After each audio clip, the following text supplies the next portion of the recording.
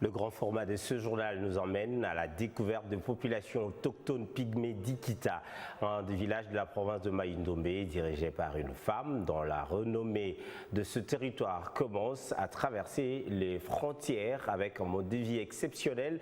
Ce premier gestionnaire des forêts sont en expérimentation de la sédentarisation de l'agriculture.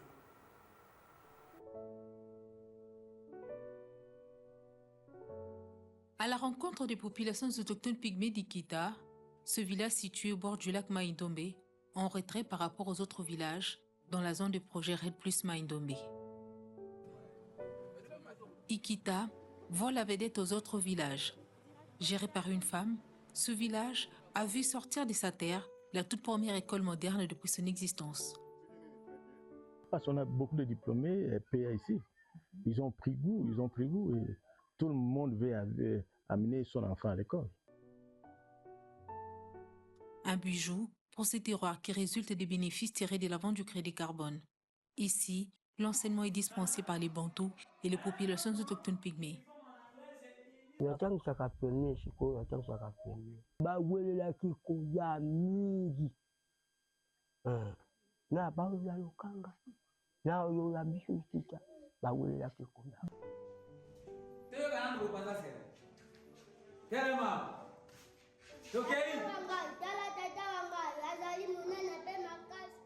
Une ambiance conviviale entre Bantous et populations autochtones pygmées qui laisse la place à la compétitivité très élevée entre les élèves. Chacun veut démontrer ses capacités cognitives. Pendant la leçon, tous se disputent la place afin de donner en premier les réponses aux questions posées par l'enseignant. Une cohabitation pacifique entre ces deux peuples qui illustre la lutte contre la discrimination au profit de la protection et préservation des ressources forestières ainsi qu'à l'amélioration des conditions de vie de ces communautés.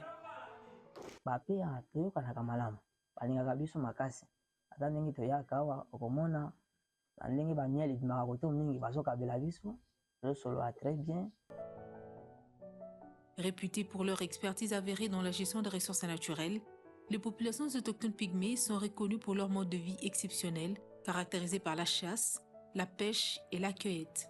Actuellement, en voie de la sédentarisation, ces peuples s'adaptent progressivement aux réalités de la vie. Le cas d'évoquer la sédentarisation de l'agriculture à travers un champ de manioc, une nouveauté pour ce premier gestionnaire des forêts qui expérimente la sédentarisation de l'agriculture avec la variété Obama. C'est une façon de sédentariser l'agriculture. Donc, la communauté va cultiver plusieurs fois sur le même espace. Avec cette bouture améliorée, ça permet à ce que nous puissions récupérer les anciens espaces que la communauté a laissés. Et pour valoriser ça, nous avons jugé bon de ramener cette bouture améliorée au niveau de la communauté. Cette variété de manioc avec une productivité très élevée est très prisée dans ce coin. Cet agronome local, encadré par la société Iracongo, s'est réjoui de cet avantage qui permet de tourner des pages cauchemardesques vécues suite au manque de ces denrées de première nécessité.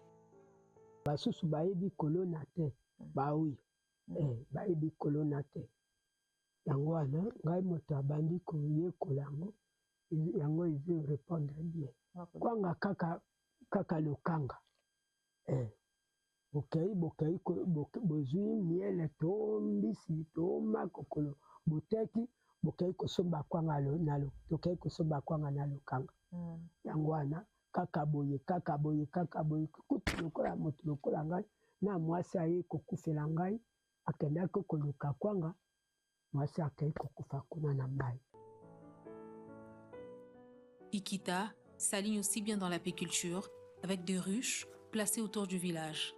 Une apiculture expérimentée sous l'encadrement de la société Iracongo et qui donne déjà des résultats réconfortants.